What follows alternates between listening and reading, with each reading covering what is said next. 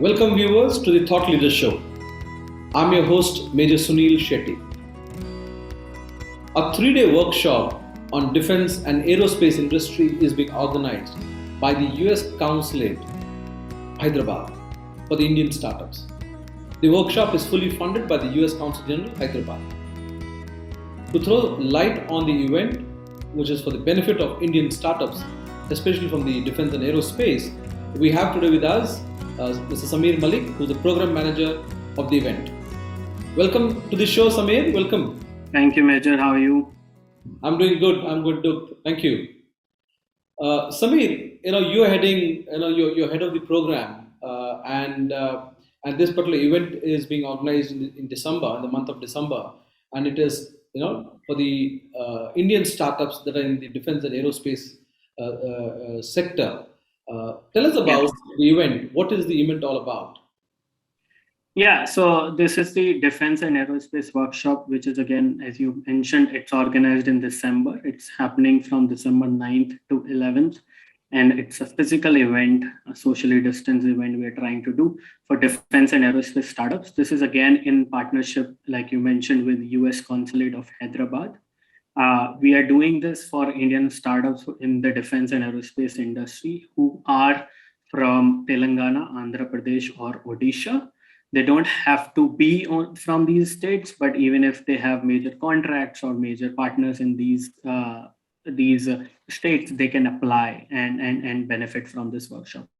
Again, it's fully funded by the US government. The whole idea is to bring the industry, the academia, and the corporates on one platform. It's like a triple helix. We all know that triple helix, when these three meet, the magic happens, the innovation happens. So the idea is that because for aerospace and defense, it's really hard. I mean, in general, it's hard for startups, right, to meet the right corporates, to meet the government if they're working with the government. In defense and aerospace, it's even harder to reach out because first, there is less number of these corporates. Plus, they have to work with the government. There are a lot of regulations. There are IP issues. There are licensing issues. So we are trying to bring not just everybody together, but we are also trying to provide sessions where they can solve their queries on IP. They can solve their queries on licensing. They can talk to the government. Again, government of Telangana representatives are supposed to be there. So to ask them how they can work with them and to also interact with the corporates and find out what is their method, how can they navigate the field in the defense and aerospace sector. And when I say defense and aerospace, let me tell you that this is not about any secret tech or ITAR related. These are mostly dual technologies, so which can be repurposed not only for defense and aerospace industry, but maybe are being used in other industry like IoT or AI. Very good to know, that it's going to be a physical event, not a virtual event. I think many of us are looking forward to being part of physical event because physical event brings a completely different dimension to the experience when you talk about the experience. And then, you talked about the dual application of technology or startups that are working in defense and aerospace. Could you elaborate a little bit more on that as to, how, if possible, for the benefit of startups and especially, early stage startups, for them to understand what dual use actually means? Yeah, so I would explain that, and also the physical part is important for us because we all, in fact, we wanted to do this in 2020, but then we all were in the pandemic situation, so we delayed it. We are doing this now because physical is an important part for us because that's where the networking part would happen. So dual use technologies are those technologies that they're not just only developed for the defense or aerospace industry, right? So if you look at bullets or if you look at tanks, their use cases only in the defense and aerospace, right? So they have very different regulations. But suppose you are building, let's say, an underwater drone for cleaning, right? Now, can that underwater drone be repurposed and can be used by our Navy or Army for certain things, right? Then that would give it like a dual use. If you are building a software, an AI-based software, which is again making your making the processes for SMEs or large corporation easier, can that be used by our army to manage their operations as well? Those are mostly dual use technologies, which are not, which is not like a secret. So it doesn't affect our country's security or anything. So those are dual tech use cases where they can be repurposed for defense and aerospace. That's what I meant by dual use. So we are not looking at secret tech or something which can affect the security of our country, but more of dual use technologies. Yeah. So it's not like if somebody is trying to build up a tank or a missile or an aircraft, it is for It's people not. who can come up with technology which can be used both, in a civilian side as we call it, and the military side, or they Absolutely. can feed each other. Outside the space yeah, Okay. absolutely. So, as this is being organized in Hyderabad, any particular reason why it is organized in Hyderabad? Why I ask this question is Hyderabad has been used for for the happening place right now in India for startups and also for in many ways for defense. So, is that the reason, or it is going to be Yes. part of the first leg, and then similar defense workshops are going to happen across India? No, you have answered the question as well, because Hyderabad is an upcoming hub. The government of Telangana is also promoting it's as a hub for defense and aerospace technology. So and plus this program is funded by the US Consulate of Hyderabad, who also work with the Telangana government and see that and want to help and support them in building Telangana and building Hyderabad as a technology hub for defense and aerospace startups. Plus, you would find that a lot of these, Indian and American defense companies have their offices set up in Hyderabad. So, if you are building if you are building a product in defense and aerospace, you can build it anywhere, but it's slightly easier because you have an ecosystem. Just like Bangalore has an ecosystem for tech startups, similarly, Hyderabad is an upcoming hub for defense and aerospace. That's why I think, and we selected the defense and aerospace for this workshop, Hyderabad as the place. We also did organize another workshop in 2019 for defense and aerospace, which was again in Hyderabad, and it was very well received. And a lot of these upcoming startups are choosing Hyderabad as their hub for starting their companies in defense and aerospace. So that's why we wanted to, we have selected Hyderabad as the location. So you talked about startups, and entrepreneurs being part of it.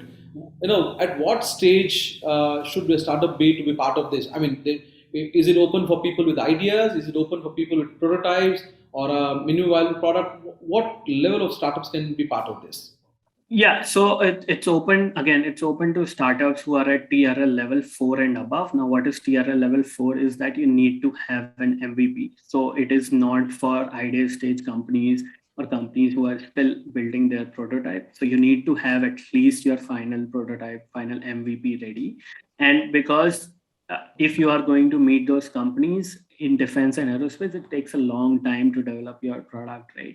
So if you are going to meet those companies, the corporates who are going to come during the conference, you need to have the products, you need to know your product, and you need to know your tech, you need to know your business to be able to talk to them and pitch to them. That makes it more interesting for everybody who is involved. So this again, I do see that there is a need for early stage startups as well, which we do support through our incubators separately. But this workshop is for the startups who are at TRL 4 and above. You also talked about the event being fully funded. What does it mean? Is the funding for attending the event? Is it for startups who get picked up from this event would be funded? Can you explain what fully funded? Yeah, so the event is fully funded, which means that we're not going to charge anything for the event. So the event is free. So you have to apply. There is an application process. You go on the website, you apply. But once you get selected, there is no fee or there is no equity. There is nothing that we charge from you, because because there is a cost involved, right? Doing the event, inviting everybody. Then there's also reception and everything, the food. So all of this costs something, and that cost is funded by the US consulate in Hyderabad. But we're not charging anything from the startups. In fact, if you are traveling from Andhra or you are traveling from Odisha, then we are happy to fund the travel as well for some of the startups. So you make a mention there that startups could be coming from not just these three states but also from other parts of India, isn't it? And if that be the case, what is the criteria there? Yeah, so the criteria is that our first level is that the startups, if they are based in Hyderabad, sorry, it's where they're based in Telangana, Andhra Pradesh, and Odisha. Then there are startups, who might be working with companies who are based in Hyderabad. So if they have major contracts with organizations who are based in Andhra and Telangana and Odisha, then they can also apply. If you are a startup in defense and aerospace, you are in Delhi, you have just started, you have no connection with these three states, then it will be hard for us to select you. Again, I would encourage you to apply, as there might be there is a benefit just to write that application, because you will realize that there are questions which are asking you to dig deeper. But that might not be, that would we would not prioritize those startups. We would prioritize these startups who are from these states. So finally, Samir, we would like to know your thoughts about your views about what My Startup TV is all about. My Startup TV, again, is a platform where you can get information not just about startups but also what is happening in the ecosystem. So rather than right now we have information abundance in this world. So if you are a startup, you are looking for ways to find out, okay, what is useful for you, rather than trying to find out, okay, what look at everything and find out. So you can go to My Startup TV and find all the relevant information for your own startup. They are trying to curate for different bunch of startups. So there are a lot of things which are in the pipeline. So I hope you stay tuned to My Startup TV and keep checking us out. Thank you, Samir. Thank you very much for joining us, and we wish you all the best for the forthcoming event. And My Startup TV also is looking to be part of the event and cover the event, live as the event happens in December.